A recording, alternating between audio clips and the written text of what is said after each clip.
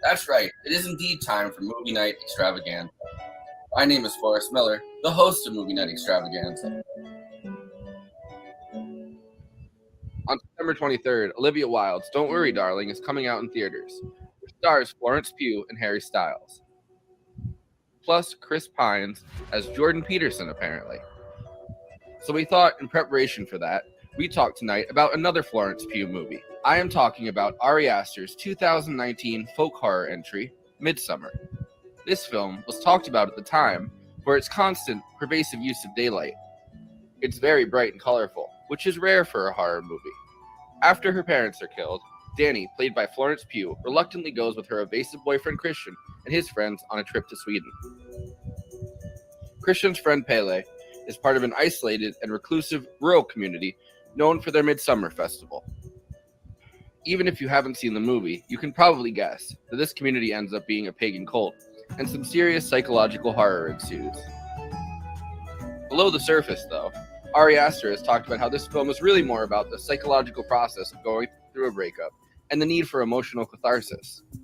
Anyway, before I introduce the panel, let me say, please like this video and subscribe to the Movie Night Extravaganza YouTube channel. Also, we are now monetized, so if you have any pressing questions during this live show, send us a super chat. And we are absolutely obligated by international law, human rights law, to answer it. Okay, let's introduce the panel. J. Andrew World, illustrator, book cover artist, comic designer, and artist for Give Them the Argument, co-host of Movie Night Extravaganza, and Bad Takes. Kristina Oakes. I'm Kristina on Twitch. She's also on Patreon. She's been playing The Sims lately a lot on stream. And, you can find her over there. She's there 4 times a week. Our friends, Amy Bell and Amanda Ferriante of These Are Bad Movies. And we will be joined later tonight by Karthik. Okay. I feel ready to go. This is good. Let's go. I should announce at the top, we're not actually going to be joined by Karthik. I think he's going to come on next week. He had some work to do. Well, he's at work still, I guess. But the rest of it's accurate, I think. Yeah. Unless someone's changed their name or Kristina stopped playing The Sims. Yeah. I don't know what I want to do anymore. But anyway. I think you should go around to rural communities where they're having like these interesting pagan festivals. And I think you should be the one. You should Alex Jones Bohemian Grove it, right? And you should just kind of bring your camera and go in there and just kind of shake things up. I think that's what you should do on stream. I mean, Jared Leto technically has a cult like that. Really? Do they all method act? Yeah, he literally plays Jesus Christ, and all the women are wearing white gowns with flower crowns and shit like that. So it's like, oh, that sounds like fun. Yeah, that sounds like this movie. And the movie, of course, is Ari Aster's 2019 Midsommar, which apparently gets pronounced both Midsommar and, in some interviews I've seen, Midsommar. I refuse to pronounce it that way. Midsommar. Well, I think you're supposed to say Midsommar. Midsommar. Yeah. Midsommar. You have to sound like you're from IKEA to do that. Yeah. Midsommar. That's too Italian. Whoa. It's an Italian pagan festival. You're in the right continent, just a little too far south. But yeah, so I remember, and I'll throw it to you guys after I say this. I remember seeing this in the theater and not really knowing what I was going to expect. I hadn't seen Hereditary yet, but everyone was talking about Midsommar being like, this And crazy you drank movie. this tea that they gave you too. Right in the theater. No, and I went and saw it with my mom, and I remember both of us being completely freaked out by the end of the 2.5 hours and be like, I don't think this is what I was thought this was going It's to be. not the movie that I'd want to go see with my mom. Agreed. Yeah. No. I mean, I didn't know anything about it except for the trailer that made it seem like it was just like a regular cult horror movie but like an artistic one, and not like not as insane as it really ended up being. Yeah. I mean, I found that the A24 movies, the ones they pick up, are real hit and miss for me.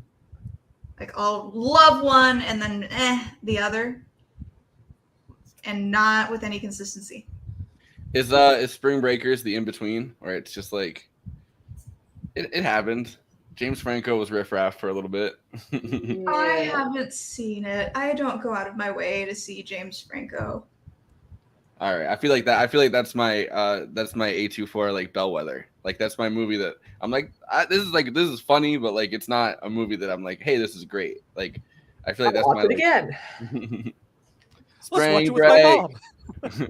I'll watch it, while I'm sleeping for the next week, and then get Spring Break forever stuck in my head, and then say that randomly, and then all my friends will be like, "You're being really annoying. Stop saying that so much," and it'll be great. It'll be a real James Franco experience.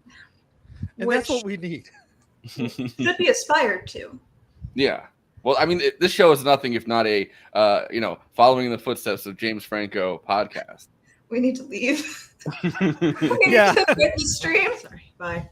And there goes all of our women viewers. Whoa! It just went down to Now 2. you have no guests. We're driving through a tunnel. Oh no! But yeah, so this is my formative experience. Ari Aster movie. I watched Hereditary like a few months later after seeing this, and then was like, "Holy fuck, that was a scary movie." That's one of the few movies that I would say legitimately like terrified me. But this movie, I don't know. It was more disturbing. I think it was more permeated disturbance than it was like an actual jump scare kind of thing. Although they do have a few moments where they try to hit you with a jump scare. I don't know how well it works in Midsommar.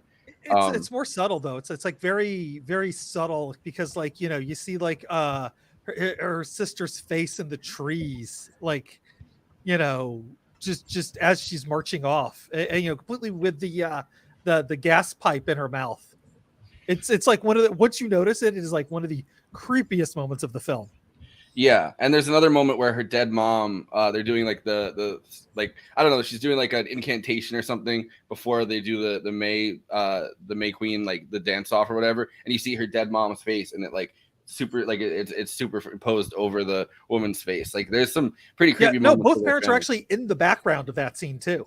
Yeah, but like they're just as extras. So like there's lots of like things where you're just like, wait, what's going on? Including things like just don't feel right. Including like lots of weird foreshadowing, like the painting above her bed of the bear fighting the little girl. That's not I agreed that painting was included there intentionally, but it didn't read to me as the bear doing anything nasty to the girl. It looked more like a fairy tale, like that's actually what the painting. Well, the runes. The artist runes are telling this, like the paintings are telling the story of what's kind of happening in the film, right? Like it's a symbolic representation. Yeah. It's also a Swedish painter who specializes in Swedish folk tales, and it is actually from a Swedish folk tale. It is not about this movie. It's but it's also like the way that like the dollhouse in Hereditary kind of represents like the culmination of the movie and like where the family has been kind of kept in purgatory forever. Like it's kind of a similar thing, I think, with some of the paintings in this, because there's a lot of paintings in this. We have a lot here. And scarecrows too at the boyfriend's house. I haven't seen Hereditary. When you say there are scarecrows at the boyfriend's house, you're talking about Midsommar? Yeah. I didn't notice Okay. scarecrows. Above the refrigerator is a picture of the scarecrow from Wizard of Oz, Okay. and there's a scarecrow doll on top of a shelf in the background of that scene too. Okay. Oh yeah. Yeah. No, Well- it's But I wonder if those scarecrows had brains. Well, Yeah, did they I eat just them? pulled up. I don't know if you just pulled up the same thing. I just pulled up a Reddit thing where I was looking for a picture of it, and it's like scarecrow type top right. If I only had a brain. Yeah. There. Yeah. Huh. Yeah, I didn't Oh, wow, notice that is very that boulder. any of like the 4 times I've watched this movie, but now you're going to look for it.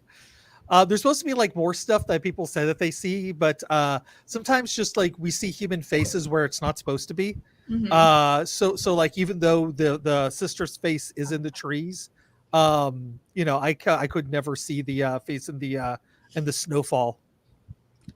yo, Evil Yoda said, "But I'm always tired when you're on." And Jay Hutch said in the chat, "I'm not an expert, but I don't recommend using. I'm always tired when you're on in your future promotional material." Good advice. Yeah, I'm always tired. Yeah. Yeah, so I didn't notice the scarecrow in this, but I did notice at the beginning there's like the rune paintings or whatever, and they show you like a full, almost like a full cast like mural, I guess, of kind of everything that's going on in the movie and like the characterization of it, I guess. And I think you're right about the I mean, you said this on Twitter, but like it being almost at first like the watermelon thing where it's like, why is the watermelon here in Buckaroo Banzai when they're Yes. walk past the bear, like when you don't know what the bear is going to be used for later in the movie. He's just like, oh, don't worry about this. He's just a bear. Have you not seen the bear before? Well, that is one of the things that stood out a little bit watching this for the first time was how much was given away if you were paying attention. Mm-hmm. And not given away, but just Hinted at. Or yeah, like if you Foreshadowed. exactly, like before Mark goes and desecrates the ancestor tree, you see the ashes of the couple that just died being put next to the tree in the background while some other characters are talking. So you could postulate from there, hey, maybe that's an important tree no one should pee on before that scene happens. Yeah, and in some ways there's like a, I don't know, like each character kind of gets killed in a way that they, or kind of sins almost in a way, right? Like that they get killed. Like I take issue with that.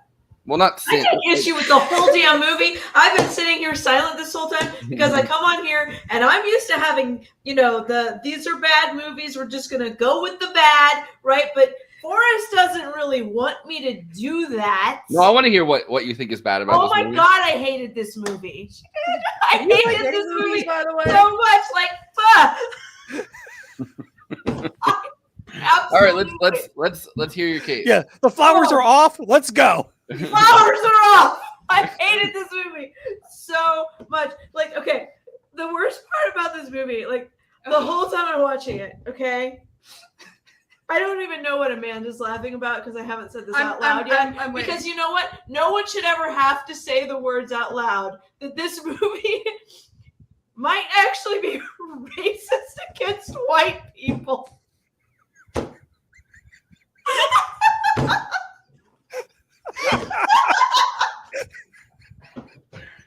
Well, I mean, a specific kind of white person, right? Like it's the whitest of the white. They're Swedish. Like, Oh, okay. All right. I've said that out loud because that is the introduction to the concept that I actually had a problem with here. Okay. There are, and in Sweden or in the Nordic countries, there are actually indigenous tribes of blonde-haired, blue-eyed white people, right? That have the same like protections and like that old cult. They're not colonized white people, and that's a very rare thing, but they do exist. And this movie seemed to be really like pro colonization in that it was like very they took white people, but then they built up like the stereotypical like what they accused the Incas of doing type of stuff, what they accused the Aztecs of doing, like, oh, the pagan cultures, they're just here to like sacrifice a whole bunch of people to their heathen god and engage in ridiculous sex. And right? cannibalism. I think there's Yeah. cannibalism in this movie. And yeah. There's So it's actually like debatably and cannibalism. Yeah, yeah. Okay, fine. yeah, so it's actually like really bad treatment towards indigenous culture. And even though they made the indigenous culture white, which it in very rare instances it can be, right? Very rare. But it still is more of a depiction of like the old world, the old gods, the gods that needed to be tamed by the like more civilized Christian, you know, the Americans come in. And I'm just sitting there going, oh my God, this is a colonizer's movie about colonizing white people. And I just hate what my brain is going through right now to have to like do the gymnastics to even think about this movie. I mean, I'll all right. take a breather now. Some of the actual practices in this movie, though, are rooted in the actual. I mean, the things that they accuse, at least, indigenous Swedish people, specifically Swedish people, of engaging in, like Addis. Yeah, it's a colonizer's mindset, right? I mean, I'm not. I don't take issue. barbarism. I don't take issue with that, but like comparing it to like the Inca or something, like I do get that it's kind of taking this kind of paganistic. Although there's like the actual festival, like May Day or whatever, is a Christian festival, which is kind of funny. Like May Day didn't exist within the realm of Nordic the way that it does in this movie. Like I was reading up on it a little bit, and there is no actual like May Day festival up until the Christian. It also doesn't happen at the midnight sun, so. Yeah, they took some liberties, but They took a lot of liberties. So, but like Atastupa, which is like the ritual jumping off of a cliff that, you know, old people did allegedly within these Swedish communities, is like it is an indigenous Swedish ritual or whatever, and it's never been actually proven to have taken place. Like they just found some cliffs and they were like, "Yo, people jumped off of those," and like there's never been any evidence. I know, but that's the real exact thing. same thing they've done with indigenous cultures everywhere. Yeah. And that's how they and they really hyper focus on these like sensationalistic death ritual sex cult aspects of indigenous cultures globally. And I guess the interesting thing about this, if we're taking this road to look at it, is like the person who's actually studying the culture is black, right? Like they're a black grad student that's studying the cultures of Europe and these different festivals. So it makes it kind of interesting that like the Americans, I guess, and especially like an American of color, but like I mean they're all kind of supposedly grad students working on their thesis, but like, you know, at least the one that actually cares about it, Josh, that actually wants to write about it and actually like is interested in the subject is African American, which kind of makes it an interesting twist if you're talking about, you know, this being an anti-white person movie. Well, but anthropology as a study is a very inherently colonizer mindset type of academic track. Yeah, because they were So, like- anthropology majors. So like just because they kind of like race swapped some of those things, I mean, it is not exclusively white to be a colonizer, and it is not exclusively non-white people that can be colonized, although, you know. I mean, I've been listening to like Blowback season 3 where they're talking about Korea, like the history of the Korean War, and obviously like Japan went in and colonized everywhere from Taiwan to like both parts of Korea. Like, you know, the Korean Peninsula kind of as a whole, like Japan's whole thing was like, well, we can't really go and colonize white people. We don't really have the resources to like go into Africa and find a place to kind of stake our empire out. So like there are people just down the fucking peninsula over there that we actually can just kind of, you know, grab this from. Like, let's go do that. And you know, Shinzo Abe's like grandfather or whatever, you know, who was the president, the prime minister of Japan in the 1960s, was the guy that actually went into like Manchuria and was the head of their entire colony there, the Japanese government, and was incredibly brutal. So yeah, it's not an exclusively white and non-white dynamic. Well, and I do appreciate to the extent that it forces you to take the identity politics out of that conversation. right? Because you're looking at it and like, well, they're portraying white culture as evil. I'm like, I don't think they are, because I think when you say white culture, you're talking about colonizer culture. Yeah. And that is not what that society was, even though they had white skin and blonde hair, right? So I like that they forced you out of your identity politics sphere, but also I'm like, I'm really into like the old gods and the like. I'm sick of all these goddamn new gods coming in here. They think they own everything. They're like, oh, I'm gonna transform everything. No, who's standing up for the old gods? And then they go and tell these bullshit stories about the sex cults with the like. Come on. How are you going to get your blood for Odin now? Blood for what? Blood for Odin. There's there's an amazing story about this guy going to a sci-fi con, and he's dressed in like medieval garb and has a sword, and he's like cutting through this back alley to get there. And this mugger hops out, and so he just drops his coat, draws his sword out, pointing it straight up in the air, and yells, "Blood for Odin!" And the mugger like drops his knife and just runs away. And apparently after the con, he was like in his civvies, leaving. He's in the bathroom at like McDonald's, realizes that the guy next to him in the stall, this is how the story goes. So, if it's fake, that's fine. It's a great story.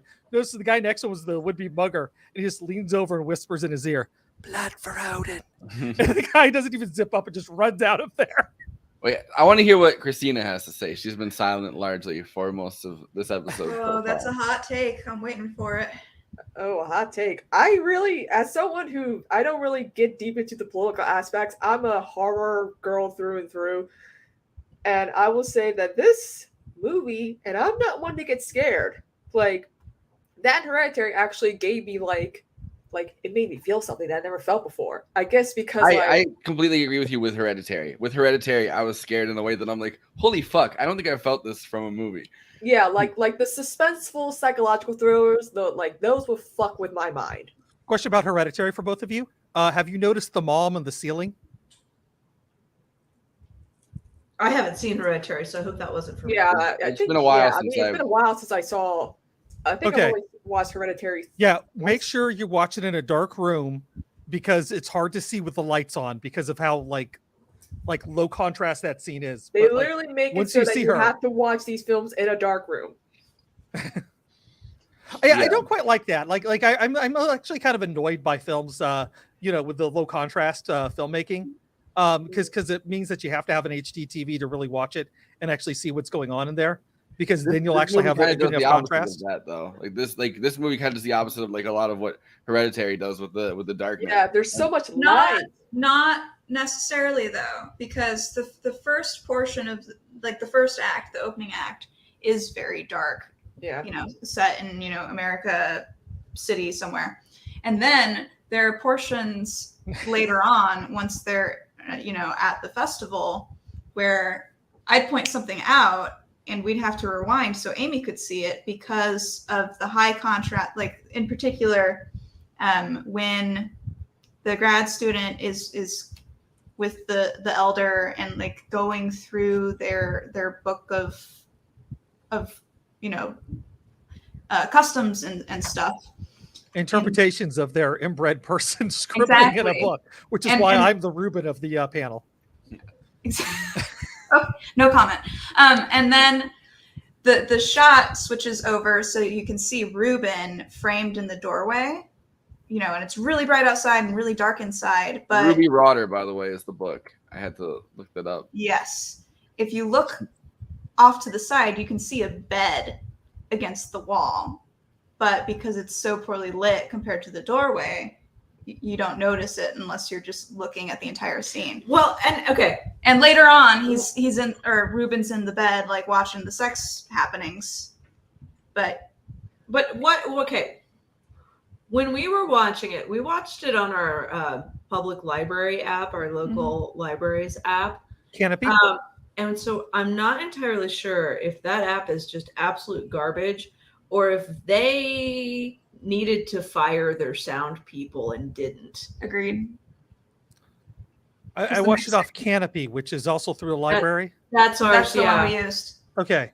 I've had good luck with them for the most part. I thought the sound was good, but I have very nice headphones. Oh yeah, maybe if I were wearing headphones, that would be one thing. But it was like the type of thing where I was having to turn the volume up and turn the volume down, and the background volume would be up so high that it would be obnoxious and drowning out the like dialogue. We wound up giving up and watching it with subtitles on, which is a large part why I struggled to see the imagery, was because I can't really do subtitles. Yeah, Coleman says the sound for the actual film is stellar. I agree. I mean, I saw it in a theater, and I was kind of blown away. Yeah, by I mean, that. you definitely see it It's- in theater. Well, sounds- I saw people call it creative, and so I'm wondering if what they're calling creative and stellar, I would call no thank you. Yeah, well, the sound was mixed strangely, like whenever the after that first body hits, all of a sudden, like it's just I actually really felt engrossed in that, because I'm half deaf, and that is how I hear a lot of times. Like if I'm out in public with a lot of people, I hear like the white noise and barely am hearing people over it. So yeah, that's not what we I'm were just like, talking oh, about. that's normal for me. Yeah, it wasn't that kind of deliberate, like.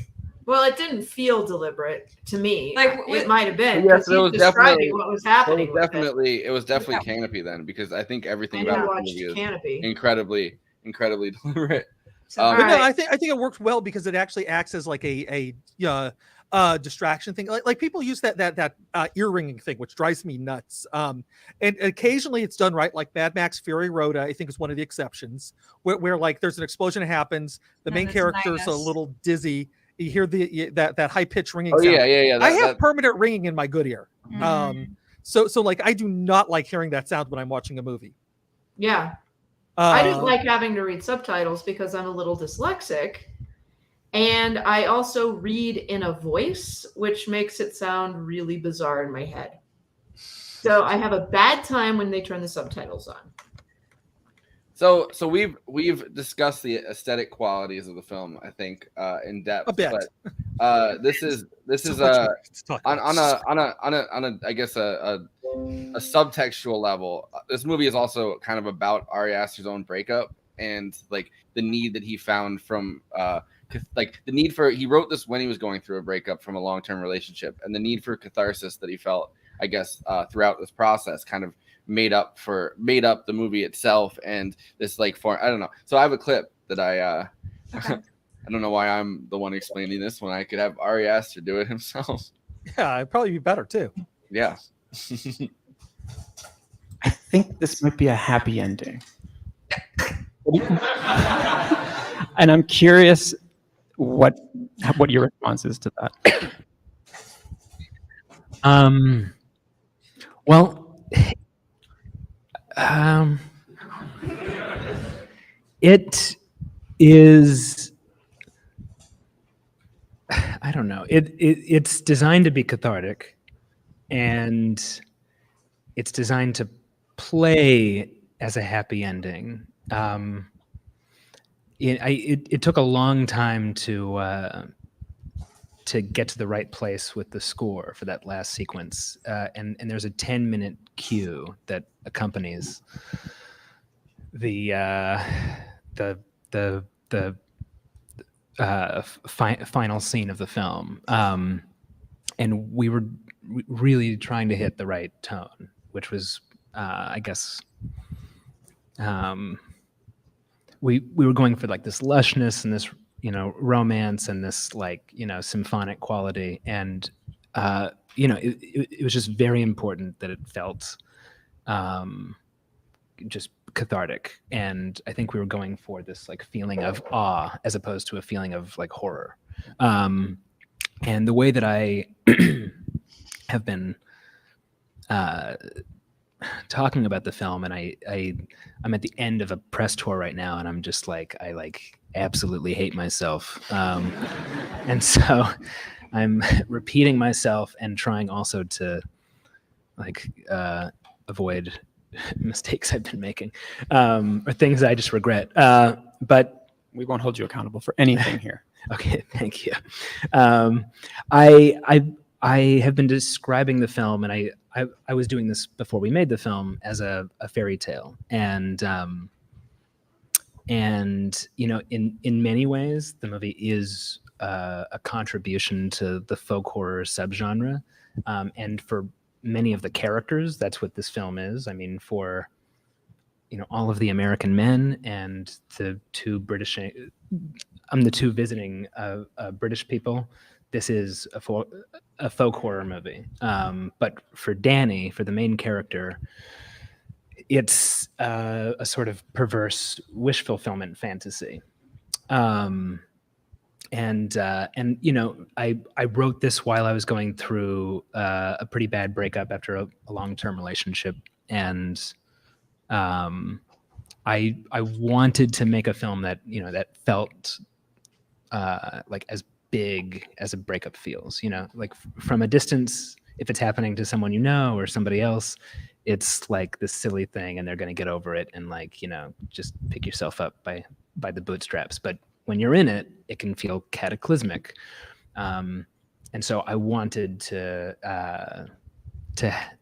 make a breakup movie that felt as consequential as a breakup feels. No.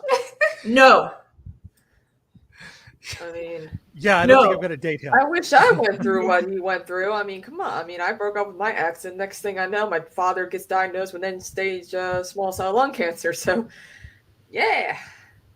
Yeah, and you never once wanted to sew someone into a bear carcass and light them on fire. Ritually. I mean, maybe sometimes I'm just a little Midwestern girl here, but that just ain't how we do things. Well, out there in the Midwest, we feel like maybe a bear is something you should run away from, not get inside of. Yeah, come on.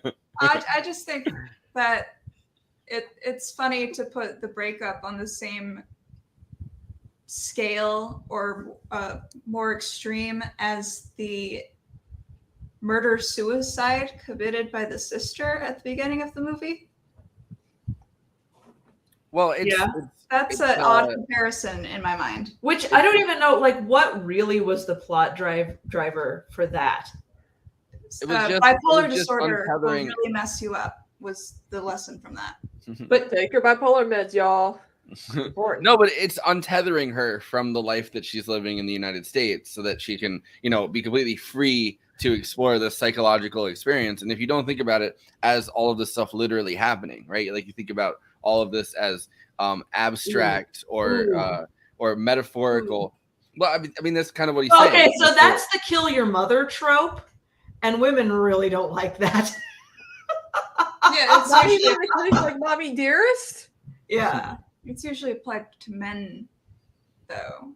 No, it happens to women. Oh, well. But she It's the doesn't. kill your mother trope.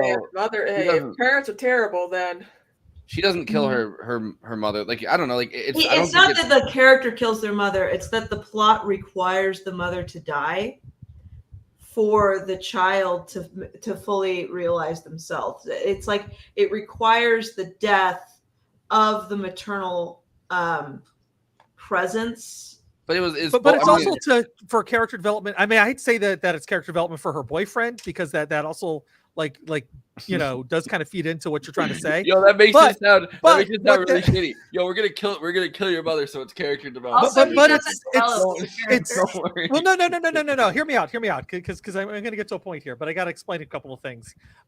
Because his reaction wasn't initially maybe you should go see your parents, or anything like that. He's just like, oh, whatever, blow it off. And then, something absolutely tragic happened. And because of that shows you how callous and cold he is.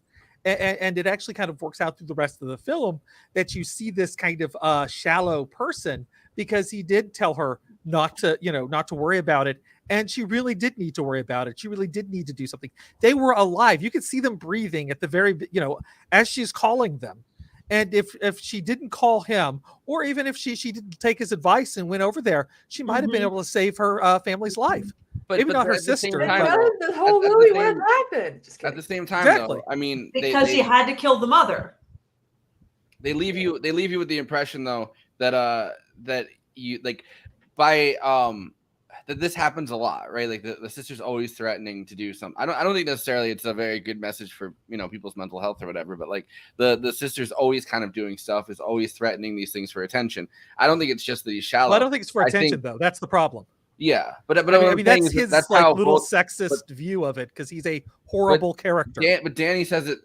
I mean, I agree that he's a horrible character, but I think he's a character completely out of his depth. Like I think that he shouldn't be I guess entangled with somebody whose family, like who's gone through this much, who even has like a mentally ill sister. Like he's a completely useless character essentially, and which is why irredeemable. Yeah, but which is why I felt like really nothing when I felt kind of terrifying with not empathy, but like thinking like, oh shit, like imagine being burned alive in a bear costume and not being able to get out, like not being able to move, or like, you know what I mean? Like that was terrifying. I felt buried alive. Of putting him in the costume because they were prepping him to cut off his legs before they were fully finished with the bear. And that just seems really inefficient to me. Bears' legs are shorter than people's legs. Well, they're sitting there. They're like, this guy sucks. There's no way she chooses our random guy. She's gonna choose this guy. But see, to me, it still like I didn't quite believe that she would be so divorced from reality to have selected the person that didn't ask for this to die, rather than the person who was doing all of this crap to die. That didn't make a believable narrative for me. I just don't think, I don't know, maybe Ari Asher had a revenge fantasy of some kind. But that's not one that I would ever see playing out. So here's what may or may not have been them trying to like intentionally imply something is at the beginning of the movie when it's all the dude bros talking about how Christian needs to break up with Danny. Mark is talking about how he needs to go.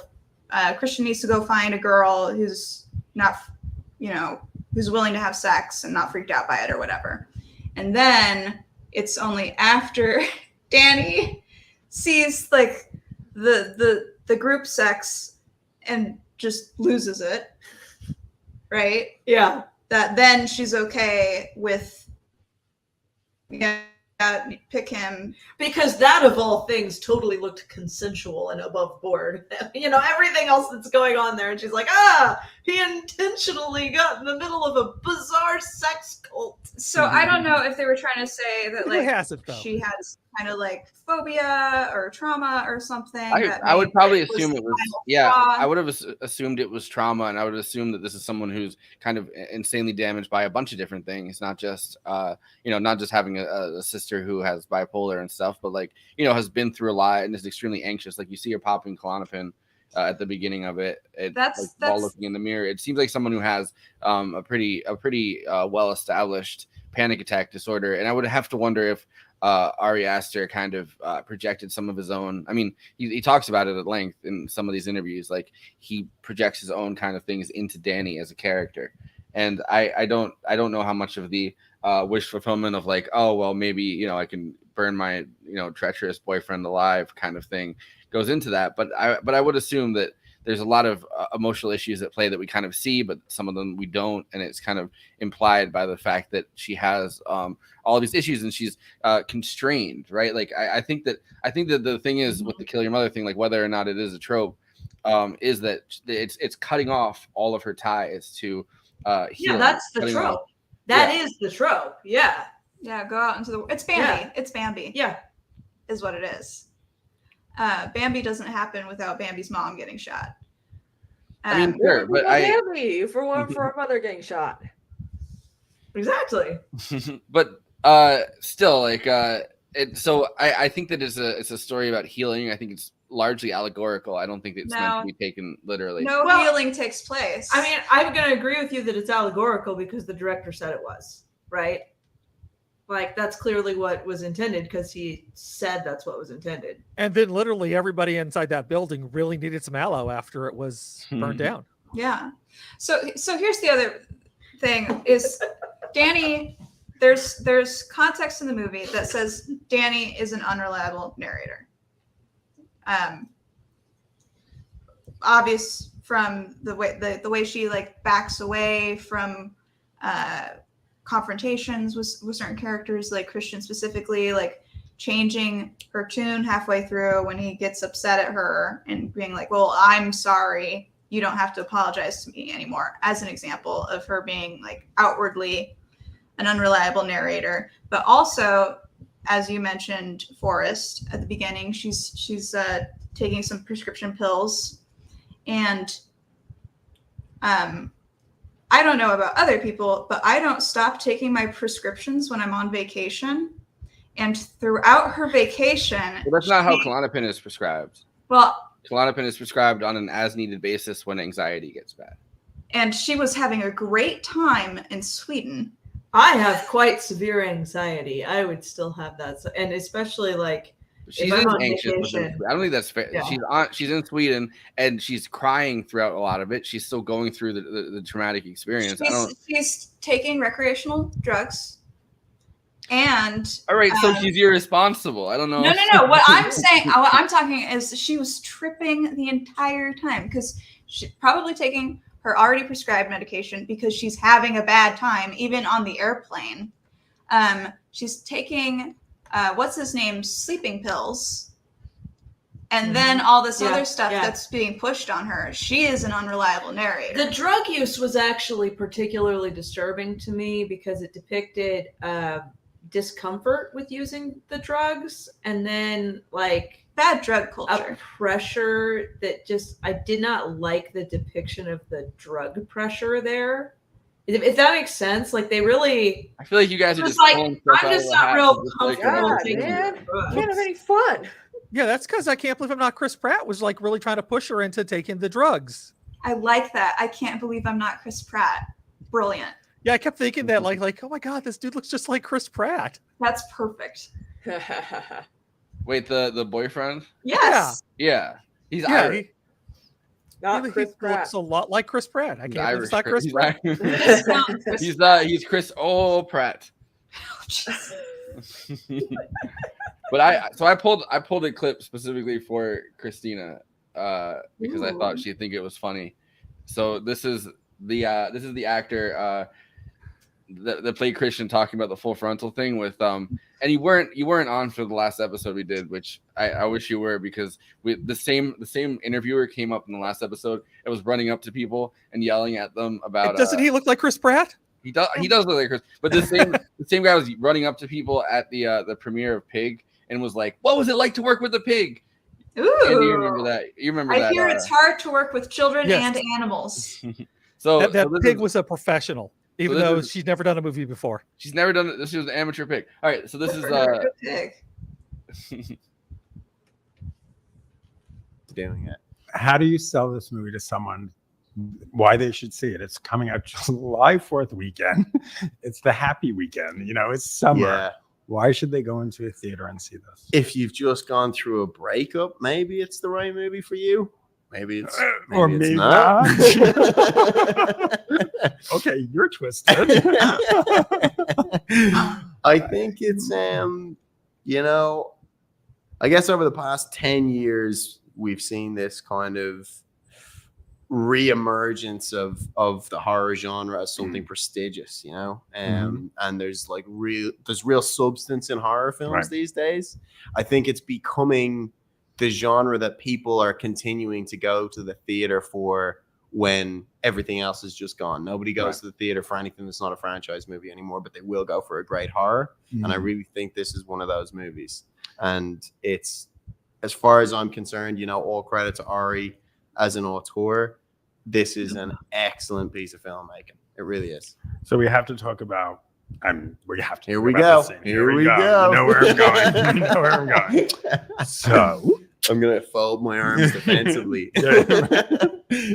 So there's a sex scene in the movie, which is horrific but hilarious. Yeah. And what I keep coming back He's so to unenthusiastic about that. I don't want to give too much away. It wasn't a there very are good details in it sex that I scene. think people really want to see. It for the was first time without hilarious. them It was knowing it. hilarious. But you're basically in this scenario where you're kind of forced to have sex with a woman to get her pregnant, and there are other. See, Get it out. There are other people. There are other people in the room, other women in the room, a lot of other women in the room. Yeah. Who are just there to kind of cheer you on. Yeah. But what I love is when these bizarre things are happening, the faces you make. I keep comparing it to Lucille Ball. This is just my sex face, dude. Wow. I'm kidding. Bold move. But it's not. I'm like blushing. I don't blush easily. When your character realizes, like, okay, this is really freaky. First of all, he doesn't stop. Yeah. Second of all, he makes these like faces that are almost slapstick. Yeah. That takes you out of it for a second because you're like, am I supposed to laugh at Yeah, this? Like yeah. this is not going to go well. We kind of know this is not leading well. I know. How do you do a scene like that? For the You money. kind of just have to go for it. Right. And that was the last day. I would say it's better Like than we- being the first day. I think we shot that scene over probably 15 hours, Oh 14 or 15 hours. no. It was long and there were a lot of shots. Well, I was going to say, That's what and she said. let's just get to it. You're just completely naked. You're yeah, full it's frontal. full frontal. Full yeah. frontal. And the cameras capture every angle. Yeah. I mean, there's the shot from Exactly, above. There's yeah. the shot from the side. Which You're- by the way, I was advocating for as much full frontal as possible. I felt Were like you? it was really important. Yeah. and why is that? So, well, okay, we'll get back to the laughing in a minute, right? We'll talk about the serious part of this first. I love how awkward this whole thing is. When I read the script, I saw an opportunity To get it out. take a character who exhibits a lot of archetypal, Just alpha like male James Franco, for real. Mhm. like male toxicity. Yep. Who has all of that stuff stripped away from him through the course of the film, and then ultimately finds himself in this situation, which is kind of the ultimate humiliation, Mm. and Bear suit. a role reversal essentially between him and Danny, because she at this same moment is going through a catharsis and an empowerment, whereas he is basically kind of meeting this really grisly fate in a Right. humiliating and exposing way. So that Ah! to me was not something that I have an opportunity to do every day on film, and I thought that it was important, you know. And as I say, you know, like it was always intentional to have the full frontal. That was what Ari wanted to do, but I was really saying like we got to do as much of this as possible. What I also found interesting is that, and we laughed at it. You laugh at it. You know, he's completely naked. He runs out of the barn where you're having sex. He's running around, and everyone's kind of laughing at that because it's just funny. 'Cause Yeah. like you said, like you've taken this guy who's so toxic and just literally stripped him down. But then all of a sudden, he covers his bits. Like Yeah. that's what he's worried about in this situation. Yeah. But everything that's going on in this movie, he's nervous someone's going to see his bits. Well, there you go. That's the kind of guy he is. That was a really cute interview, It was. and I I- actually really liked that. Like that actor must Needs have to done an replace excellent Chris job, Pratt. because what a charming guy he was in that Yeah. interview. Like he was not. It's called acting. Not everybody can do it. That's No, Sometimes I you're think just he like should play that. Star-Lord from now on. I agree. No, he goes on. He's very, it feels like he's very grounded, I think, and very precise about what he wants to say. Like I've Well, listened to a bunch of interviews that he's done, and later in this, and we'll watch this in the after party, I'm sure, because I feel like the after party is a way better format for what we all have to say about Midsommar specifically. But within that, he talks about franchise movies and kind of going through like superhero movie fatigue and not really vibing with like that style of movie anymore, which is something that I feel wholeheartedly. It still applies to the horror genre, though. Like there are franchise, Halloween. horror. Exactly. Like But what he was trying to say is Conjuring. that a movie like But this. I like this answer though, where he's like, they're trying to do different things with like Ready or Not was a take on like the slasher genre, which without it being loved. yeah, exactly. And also too like the psychological thrillers. I mean, even the new Orphan movie wasn't too bad. in my opinion, because it actually made like the mother more psychotic than Esther was. But I do like his answer about nudity because it seems like male full frontal nudity is not as common as like women nudities, and I'm including like showing pubic hair and everything.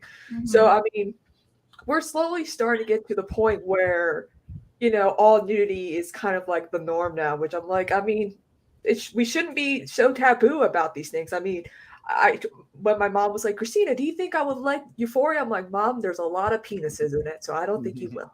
You're not into all the adult stuff. It's a point we've watched Verhoeven make. I don't know if you were on any of the episodes that we watched him talk about. Like you were on for Benedetta, right? When we talked about that, like, so he's dressed as a nun. Don't you remember? So he's made that point a bunch of times that, you know, in Europe they don't really think about it the same way. It's America as an audience, and now with our markets kind of moving to like China and other places that are like, you know, really puritanical about what you're allowed to show and what you're allowed to say, and like, you know, it's a different censorship board. Like, they've kind of shaved it even further down to like this PG-13 thing.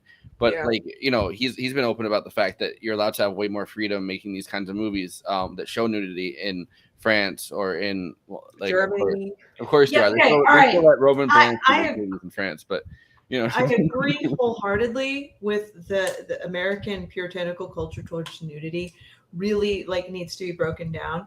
But the way, because Americans are so ingrained with that puritanical mentality, they tend to like jump over the like just nudity is normal and present nudity in a way that is more pornographic than they do in Europe too. And shameful of the body too. Right. When you show like if you're watching European cinema or television, they will just like, no biggie. Everybody in there might just walk through the background naked. It's nothing. It's clearly not meant to be tittillating.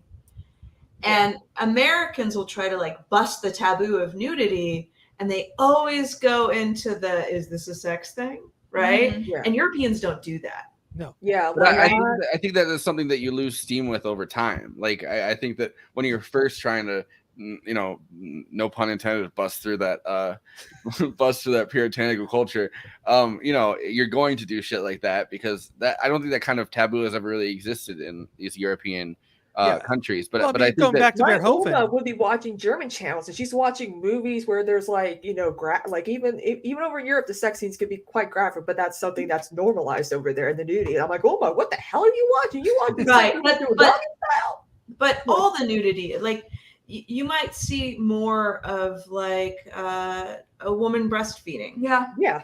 Or breast, or you know, someone just getting in and out of the shower. Yeah. And they do a much better job of not associating nudity itself with sex. And they still do sex. Yeah. But it's not the nudity itself. Which RoboCop and Starship Troopers are they just did the shower scene in good examples of both of that. In fact, although, funny story about RoboCop. I will say that Verhoeven was trying to make a specific, like, that wasn't nonchalant nudity. It was Verhoeven trying to make a point about fascist societies, breaking down like the gender, the traditional sexualized gender roles, and kind of the only thing that you're actually sexualized by or like turned on by is the feeling of like nationalism that comes with going to a different planet. And so I think that it's interesting that scene specifically was done with purpose, but like Fascists in Benedetta, love gender roles.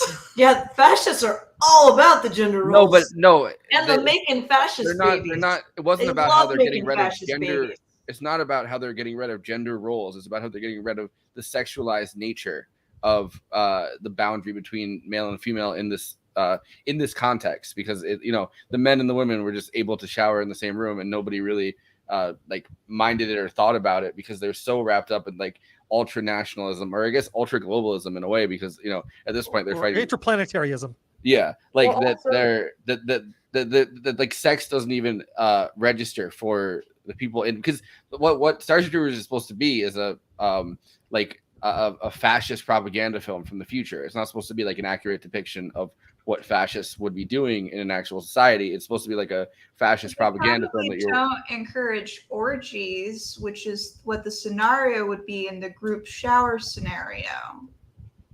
In Starship Troopers, they're just taking a shower. Yeah, I know, they have but sex that's later not- after they kill a bunch That's of not bugs. how humanies work. They're not human in Starship Troopers. That's the part of the point. Yeah, they're- Yeah, I mean, you and I maybe can say that, but Sorry, this is after party debate. Can I And say something though, real quick? yeah, So Sharon Tate was asked when she got interviewed for Playboy or whatever about nudity in films, and this is when she was before she got murdered, when she was married to Roman Polanski. And I would hope so. It's before she got murdered. Yeah, we obviously. have a witch doctor here to do a séance. Yeah. to interview Sarah But Tate. he asked her, like, how do you feel about nudity in film? And she's like, it has to serve a purpose. It can't be too graphic. It could be as simple as, taking a bath, having a very simple love scene, undressing, getting dressed. She's like, I don't like when it's served for like a sexual purpose, is like what she was alluding to. And I was like, sure. I'm like, and this is when she was married to Roman Polanski, mind you. So I'm like, you know what? Actually, she has a point. Yeah, Like she's like, it has to be a normal everyday thing, because she's like, nudity is part of life. It's something that we do, But she's like, it can't be too puritanical and it can't be too over sexualized. by the way, I like Nudity Jay can Hutch's- be a tool for visual metaphor, like being vulnerable or open, and all those kinds of things. Like it's the literal action, and then if they're getting into any kind of symbolism, there's a lot of. I was like, Sharon Tate, you were onto something. Yeah. She would not like Game of Thrones. That's what I'm gonna say. Yeah, no, I think. I mean, I haven't watched very much Game of Thrones. I've watched a couple episodes, but like, I feel like that is like that is like the height of the American obsession with like all nudity having to be sexualized, like absolutely, And rape. and just like depraved. Like how much can we get away with within this? Not that I think that it takes away from or. Well, I don't know because I really haven't watched it, but like I've watched it, like the little bit that I have watched. Like After I noticed that the brother and sister have like sexual relations, I was like, this ain't for me. Spartacus also had more nudity. There was actually a plot point because of the size of the guy's dick. All right, this is an after party direction. So, Kristina, you are getting to do this tonight. This is a special thing. Conan has given Kristina permission to do the Letterboxd one-liners, and I'm excited for an absolutely lively conversation in the after party about all of this stuff. But while we're still on a main episode, do you know Conan's little spiel or? Well, sort of. Do your own. Do your own. Make it yours. Yeah. So Okay. here's the thing, guys. There's this thing called Letterboxd, a place where movie lovers, movie haters, film curious folks gather around to review movies, make watch lists, go over films that they hated, they loved, that made them horny. And Or not horny enough. Or not she's horny spot enough. on. You are spot on with this. This Oh, is yeah. this is a I straight want Conan up to Conan do this. monologue. I know. I personally identify as film curious. I mean, I just came up with that on the spot. But so we have some Letterboxd one-liners for the film Midsommar or Midsommar, depending on how you call it. Forrest, you do the thing. I am so glad Ari Aster clearly never went to therapy. I mean, ooh, This seems like it was his therapy. yeah.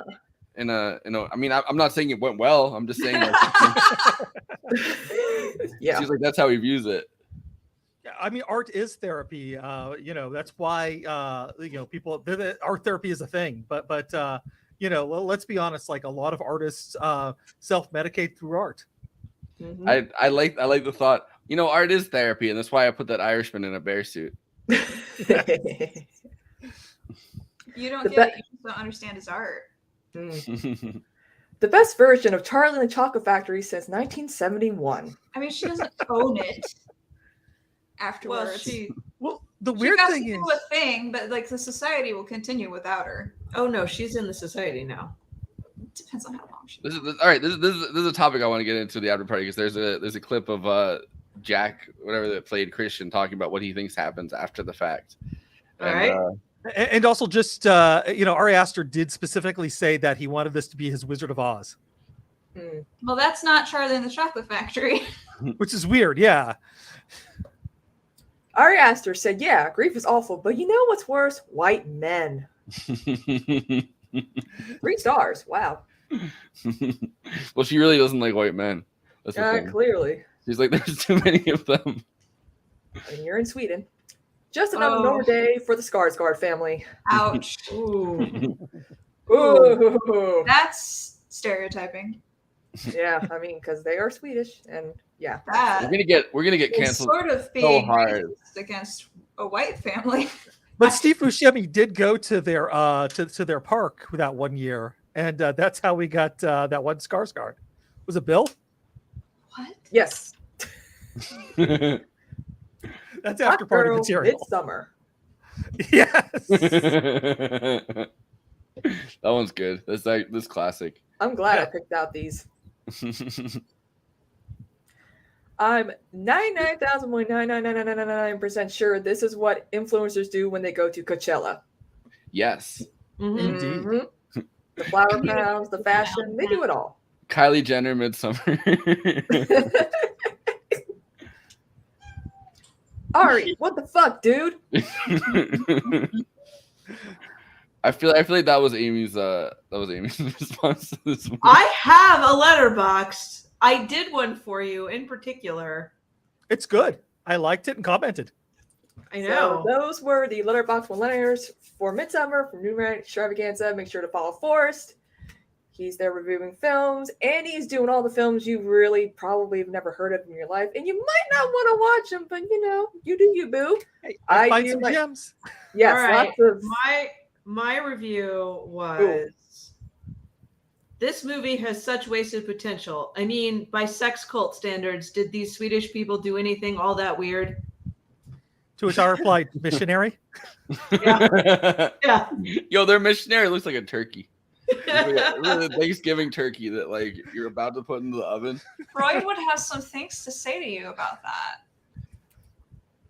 I don't know Probably. what, but he would have something to say. You see, when the young man sees the Thanksgiving turkey, and that Yeah. He's Whoa. thinking of After party! He's- After party! young man's Thanksgiving turkey. He's thinking of a After different party! stuffing. Oh no! we got a comment. Thanks for raising the drug abuse issue. The protagonist was either anxious or high. Yeah. It's possible. Sometimes both. Okay, I do Hey, want to don't call me out like that on stream. This is my show. Well, so Forrest, as a guest invited to your show, I want to pick a bone with something you said earlier. All right, pick away. I will. So, thank you for the permission, though. I really needed it. You said something about the Americans and their sins against the culture and resulting in their deaths. All of those people were going to be killed regardless of how respectful they were. They were brought specifically there to be sacrificed. And so, like, the way the narrative, like, if you follow it in a linear fashion, it's implying that they acted out and so they got. They would have been killed regardless. None of the stuff was punishment, except for maybe, I don't know what was going on. The guy that peed, I think. Well, they did something to his face, but I'm specifically thinking of, I don't remember any of the names other than Christian, Mark, and Danny. The one who had the thesis, he was in The Good Place, but I don't remember the character's name. Josh is the character's name. Like, I don't know, that lingering shot after he gets clubbed upside the head, if they were trying to imply that he was being raped or what, because the body kept jerking. I didn't get that. I just thought that they were. Yeah, I didn't get that. I don't know, but like, But I didn't see a lot of this movie because I had to look at the subtitles, and that's work. it was a long shot on him. No, I know what shot you're talking about. Yeah. Not I don't know what the point of that was. Like, maybe some kind of punishment there, but like making the little puppets out of the people, like with Mark, he was going to be puppeted no matter what. That's not punishment, you know. I mean, I don't think What that's is all this- right. Maybe what I is this maybe I movie? It's the misspoke by Queen's saying favorite like. movie. What does this mean? It's the Queen's favorite movie. Well, there's a lot of. I mean, there was someone who was purposely inbred for the point of being the prophet. So that kind of feels like what they do to the Queen. Oh, Owie.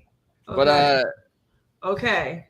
But I don't think that they were necessarily paying for their sins in that sense. I'm just saying, Just like, in case y'all missed it, we did actually start ribbing the queen a day before she died. Yes, we not killed knowing her. that. Apparently Charles didn't know that either, though. He went to dinner with Bush's daughter. This is all after party stuff. Let's talk about this in the after party. Yeah. But Andy, plugs, go.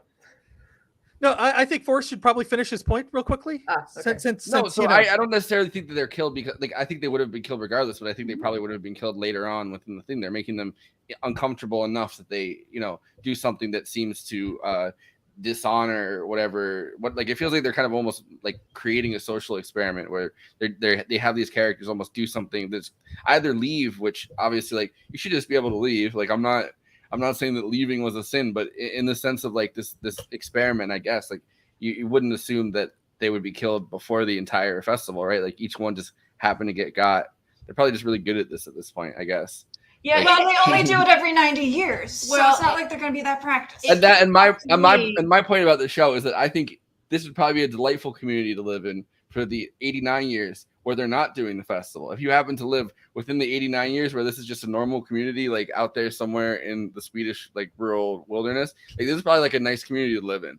It's just on this 90th year, this festival. I mean, you would have to deal with every year. All the young people who are participating in it, and like a culture is not a monolith, right? Like, there's going to be people who are like, I think the ritual sacrifices are dumb. Like, that's just gonna, like, it's not. Well, they really I mean, it's the same as kind of the Amish thing, right? Like, they allow you to go on a rumspringa in the case of Amish people, but like, you can leave the community and you could just, like, they're not going to hunt you down. They're not fucking Stalin, hunting down Trotsky in Mexico City. But Like, also, the Amish aren't doing 90-year ritual sacrifices. No, but right. they're doing 90-inch long rails of cocaine while they're on Rumspringa. Yeah, that's my kind of community. Anyway, Andy, let's hear some plugs. No, getting this out. I don't think they were. I don't think that they knew which ones of them they were going to kill. I thought that was the point. I thought it was more like a Survivor type of thing, where they were seeing which like one a reality show. Yeah, and whoever wins the main, like, I would have assumed a big thing would have been that like, let's say that they had brought, like, women with them and it wasn't just like random dudes or whatever. Like, whoever they brought with them would have participated in the ritual thing, and then they would have been taken probably right before the entire thing was to be set on fire and killed. Like, I don't necessarily think that the plan was like, hey, we're going to but like, they're kind of pushing them throughout the entire thing into, like, either making them so uncomfortable they want to leave. Like, they purposely had them come to the part where they jumped off the things and then people got freaked out and they were freaking them out more and more. The bear in the middle of the thing. Like, I would assume that if nobody had freaked out and they would have been like, I'm cool with this, they would have just taken them before they set the thing on fire, and the women would have participated within the May Day thing to see if they would have been queen, which is kind of the main point of it, and then everyone else would have been sacrificed.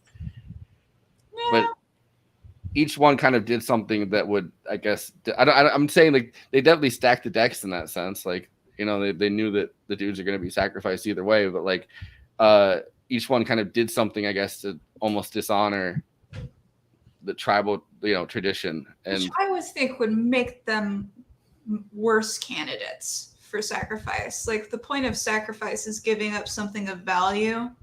Giving your deity the bad eggs doesn't seem like you're asking for 90 years of prosperity, in my opinion. that would assume that you were taking a respectful view at what, like, a sacrifice culture might have been like in the first place, and this movie clearly wasn't. Also, they weren't doing this every 90 years because there was an awful lot of May queens in color photographs on the wall. And like the whole thing, it's just like, okay, writer, you made up a make-believe culture in a make-believe region with make-believe rules, and they're not It's a real town.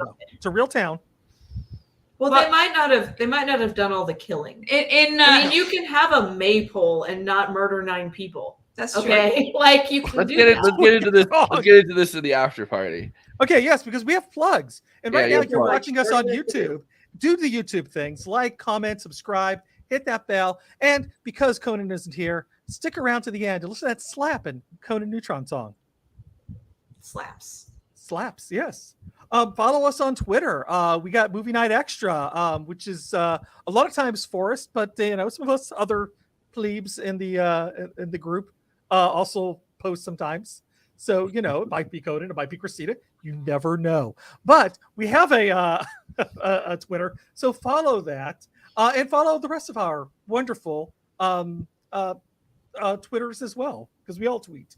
We all tweet down here. We have a Patreon. You got that Bohemian Grove vibe going. I fuck with it. Yeah. It is very clear. Anyways, Patreon. Patreon's where you can after party forever and ever, and you can have access to it. It's only just, I don't know how much it is off the top of my head. Why did I even start this? It's everywhere. It's everywhere depending on how much you want to spend on it. There's a $3 option. There's a $5 option. There's a $7 option. You can pick what you can spend. But I should have put that in my notes. Rather than just after party forever. I went with the Patreon option that let me strong arm them into making me a guest. Oh, hey, that's my plug for you all. I'm getting in for free. 2-for-1 deal. Yo, can I bring my friend in here? She's not 21 yet, but she's not going to cause any trouble. Or yeah. No, you're supposed to support your favorite leftists, okay? Lift each other up, man. And local businesses. And because of YouTube, everything is a local business. Well, I mean, what does local mean for the people on this screen? I mean, we've got a lot of the country covered here. Not Oklahoma. Not Oklahoma. That's good. My grandmother's from Oklahoma. We don't talk about that. We hate Oklahoma. No. Anyway, continue with these. We feel sorry. Yeah, I was just gonna say, I was just gonna say that Conan Neutron is not here. He is right now gearing up to play in Oakland, California, at the Starline Social Club on the 17th. So check that out. And if you feel the need to get a little Conan Neutron in your life because he's not here, I highly recommend checking out episode 266 of Protonic Reversal with guest Billy Gould from Faith No More. Ooh. Yeah. Very nice. Yeah, so that's my you can also check out his music, but whatever, who cares? He's not here. I'm not gonna plug his music.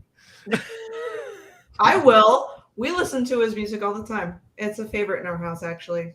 Conan Neutron and Secret Friends. We listen to it a lot. Yeah, you're a big fan of Dangerous Nomenclature, I take it? We are, yeah. And did you get it on vinyl? Yes. We did, yes. Excellent. And you're looking for with a little handwritten note, like he goes above and beyond. Yeah, so actually, you know what? I am going to plug his music. Check him out on Bandcamp where you can order that, as well as his new album with Action Chief, Just the Solos. Yeah, I got that right. Yeah, good job. Everybody lie to Conan and say we were mean to him while he was gone, because I just don't know how this is going to go if he knows we said nice things about him. They'd have to lie because he doesn't watch the show. Oh. Yeah. No, he doesn't watch the show when he's not on it. So. Yeah. He bitches about it though. He does. He does. Kristina is on Twitch 4 days a week. Definitely check her out. One of the smartest, best informed people on Twitch playing I know The way Sims. too much. You got anybody interesting coming up this week? Well, I'm doing a subathon on Saturday because I want to get a nice Twitch payout for October for my birthday. Yay! So we're gonna be watching old like General Hospital plot lines that are like clipped on YouTube that are like an hour and a half. So like if I get like 10 subscribers, we're gonna watch a full. I mean, you're not technically supposed to watch shows that are still on the air, but the thing is, it's been uploaded on YouTube for like 10 years now, so it's good. Yeah, it's old stuff from like 10 years ago, so it should be fine. Yeah, I would imagine so. So if it's old episodes, like 40-year-old episodes of something. Yeah, they got that too. Yeah, which is fun. Those old soap operas, I always love like all right, after party. I was just gonna say those weird summer storylines. So hopefully you get some of that when you're doing that. Yeah. And These Are Bad Movies is also a podcast and on your local radio out there in Kansas. No, it's not. No. Wait. Not on local radio, no. Don't tune into the local radio. They kicked me off for being racist against white people. You're on this same subject. Yeah, well, that's how I get all my podcasts. Is local Oh, so radio. you're bad at Ari Aster for being racist against white people, but you can be racist with white people and it's fine. False accusation. That's is false this your- accusations. Is this your redemption arc? Are you trying to get back in the good graces of white people because it's not working? Look at my hat, y'all. The She's hat the queen. She's the queen. of your people. Long live the Oh, queen. your people. Yeah. Okay. Wow. They're yours when you need something. You're also doing some work with getting abortion in Kansas. Yeah, we're working real hard. Oh no, I don't think we're in Kansas anymore. There's abortions here. Just a single abortion. Forrest, abortion won in Kansas. It was badass. Her and I went It did. around. And All right, I wanted to make a Wizards of Oz joke. I'm sorry. I know that it won in Kansas. I saw Steven Crowder on a video clip on Majority Report disown Kansas, so I know that it passed there. Yes.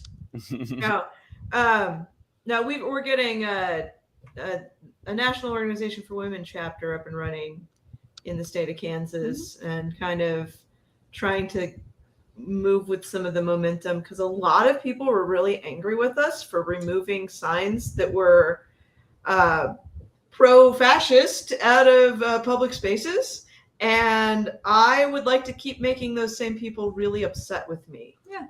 So we're going to try to keep that rolling. Yeah. Is there a call to action so people can help you guys out? Not at the moment. Well, follow Follow us on Twitter. We're at KS_NOW, and on Facebook, Kansas National Organization for Women. And we're just getting started, like trying to cause some good trouble. So Yeah. And then of course our podcast also has the social medias. Everything's These Are Bad Movies, except for the Twitter, which is just these_bad. But honestly, the Kansas Now tweets are gonna be more bang for your buck. So which is because I pay attention to them. Yep. And I am in charge of the rest. Yeah. Well, all right, that sounds good. We're going to be going to the after party in a few minutes, so tune into that. It's going to be more disorganized than what's going on here, but I don't even. Penis talk in the after party. Yeah, I'm scared to ask, but Amy and Amanda, I want to hear some final thoughts. I mean, I don't, but I do.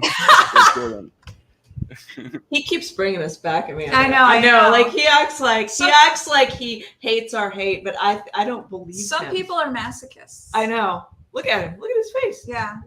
He lives for this. It's his own little subathon. Yeah. Oh. Good one.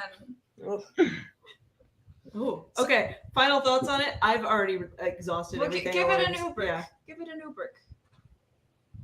Oh, an Uber? Yeah, give it an Yeah, I Uber. guess this is technically a crossover. So you Oh, guys. okay. All right. I can give this. That means all you have to give Ubrics too.